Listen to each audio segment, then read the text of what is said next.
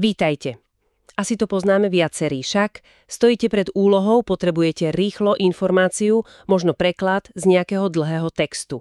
Ale zároveň viete, že taký ten poctivý preklad, vetu po vete, to chce čas a cit. Presne, a práve o tomto máme dnes podklady z jedného celkom zaujímavého experimentu.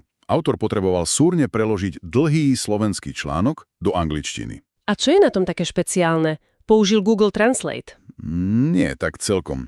Siahol po ťažšom kalibri, vlastne po 10 rôznych AI robotoch, pokročilých modeloch. 10? Áno, 10.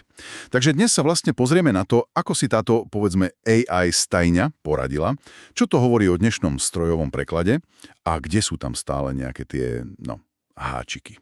Tak poďme na to.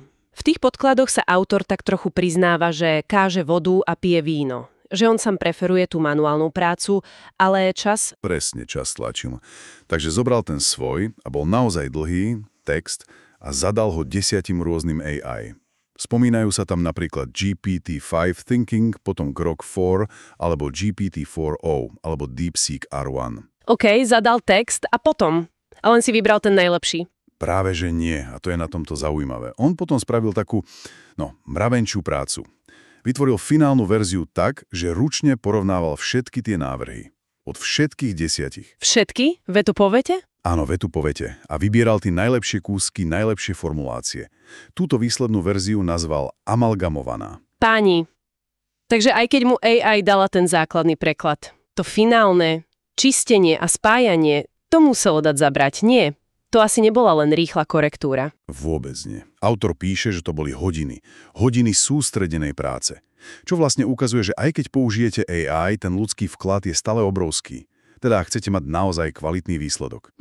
A ešte jedna vec bola celkom fascinujúca. Metóda, ktorú nazval Robots Mastermind Group. Skupina mozgov robotov. Mastermind, skupina robotov. Akože?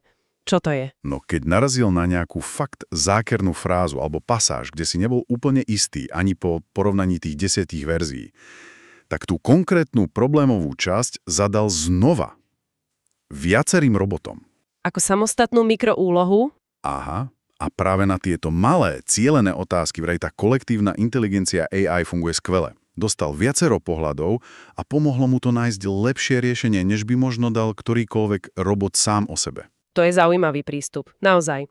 A ako teda dopadli tie samotné preklady? Kto vyhral tie preteky? Ak sa to dá tak povedať. No dal tomu aj známky, teda autor, ktorý má mimochodom vzdelanie v prekladateľstve, pomyselné zlato, aj keď tesne získal GPT-5 Thinking. OK. Striebro mal Grok 4 a bronz, trochu prekvapivo, starší model GPT-4o. Aj keď ten mal podľa neho aj dosť chýb. A ostatní? Dôležité je, že okrem jedného ten DeepSeek R1 vraj vôbec nepochopil zadanie a dal len zhrnutie, tak okrem neho vlastne nikto úplne nevybuchol. Všetky dodali nejaký použiteľný základ. Hovoríš, že víťaz bol GPT-5 Thinking, ale zároveň si spomínal, že aj ten potreboval úpravy. Tak v čom bol lepší ako ostatný? A kde mal tie slabiny? No podľa autora exceloval hlavne v takej tej prírodzenosti, v plynulosti angličtiny. Našiel formulácie, ktoré zneli fakt dobre, nie tak strojovo. Ale, a to je dôležité, aj tento víťaz mal chyby, faktické chyby. Niečo vynechal, niekde posunul význam. Takže opravovať bolo treba aj tam, dosť veľa. Čiže ani víťaz nebol 100%. A ten bronzový GPT-4o, hovoril si, že mal chyby, ale aj niečo pozitívne tam bolo. Áno, to bol taký paradox. Mal síce svoje muchy, ale ako jediný z tých 10 prišiel s niečím navyše. Spontánne pridal do toho dlhého textu medzititulky. Aby sa to lepšie čítalo? Presne. Autor to ocenil a tie medzititulky nakoniec aj použil.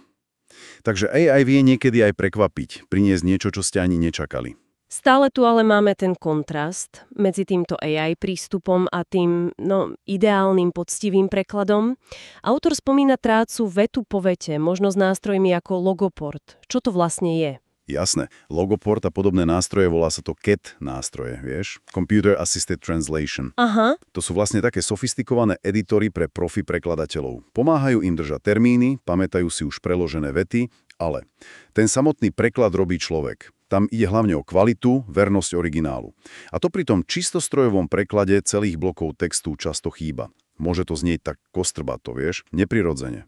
Takže ak by sme to mali zhrnúť, ten kľúčový poznatok z celého tohto experimentu je asi čo?